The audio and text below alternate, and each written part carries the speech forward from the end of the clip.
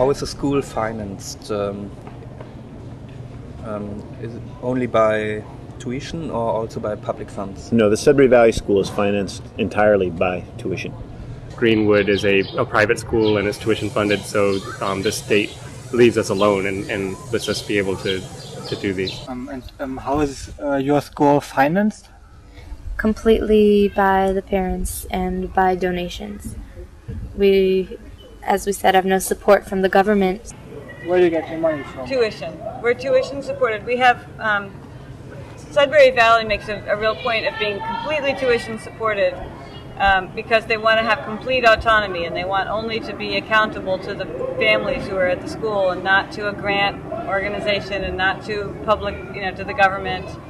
And we have been a little bit different from that in that when we built our buildings, we raised money for those improvements. But for the operating expenses, the ongoing daily operating expenses, we only use tuition to support that.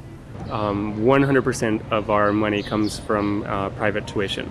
Now our tuition is only half of the cost of the tuition of the next highest school in the area, so it's very, very inexpensive.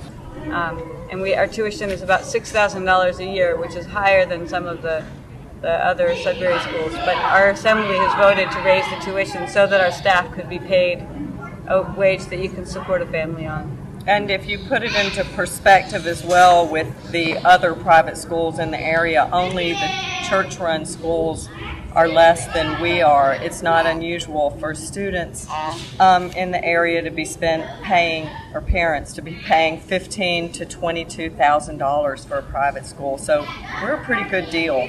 And we intentionally keep the tuition as low as we possibly can to try to make the school available to anybody, and we don't want it to be just exclusively to the upper class or the upper middle class. We want to make sure that it's available to working families as well. What a lot of Sudbury schools do is they base it on what it would cost if we were paying out of pocket to send our child to public school, like what it costs per child. Ours is $3,500, which is actually pretty inexpensive. It's about half the price of the private schools in the area. One of the reasons why I chose it initially is because we could afford it. I also sort of figured it out, like the schools are open from 9 to 5 p.m. Most schools, the public schools might be free, but they charge for an after-school care program.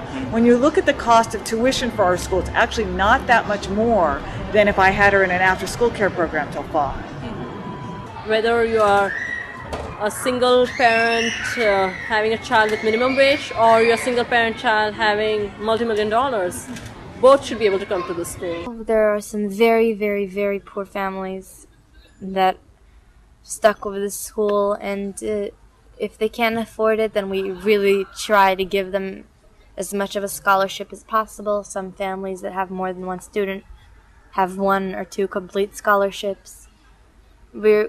We want our students, but we're hoping that it won't be a problem, that people use that as a claim against us in Israel, but we don't think it's true. We really want to have a school that's as diverse as possible. That's been one of our big struggles, I think. So if somebody can't afford to send his or her child to Sudbury Valley School, is there any possibility that it can go to Sudbury Valley? Is there anything like a scholarship? We have something called the Emergency Tuition Loan Fund that was started probably 7 or 8 or 10 years ago. And the purpose of that fund is to allow a student that's already been attending the school to continue to attend the school if his family should have some kind of financial hardship. And that they would get a loan from the fund for their tuition, and that the parents wouldn't have to pay back the loan, or they wouldn't have to pay back the loan until after some years after they had left. But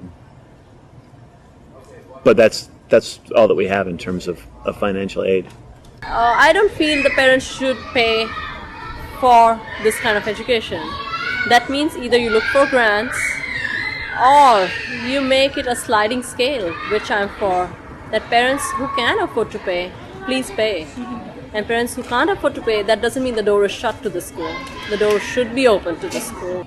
And we do everything we can to help families come to the school who want to go to the school, so that if they're saying that money is the issue, we have some financial aid available. We have a reduced tuition for people who would typically qualify for a free lunch program here in the public schools. And I'm trying to get this school to do sliding scale tuition.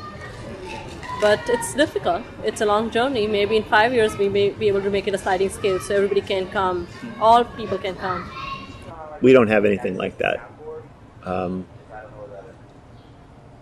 For us, it's been the problem there has been to determine trying to determine the financial means of families is a problem that we haven't ever wanted to get into.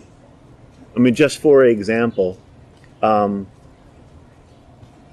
may have a family that has a large income, but they may have expenses that are hard to take into account. They may have a sick relative that they're caring for. That there are many intangible conditions that affect how much money a family has and what their ability is to pay for anything in particular. And that where one family may make do with a very old car or with just one car, and therefore has a certain amount of money available, another family may decide that they need new cars, and therefore say, well, we don't have the money to send our kids to school. It's one of the reasons why this school doesn't grow bigger than it does, because I think the people, a large portion of people that we could serve may be a little bit uncomfortable in public school, but when they look at spending any money, it doesn't seem worth it to them. And that over the years we've seen families who really wanted their kids to be at Sudbury Valley figure out how to make the sacrifices that are necessary in order to be able to pay the tuition. And to me, it's kind of hard to honor that sacrifice and commitment on one hand, and to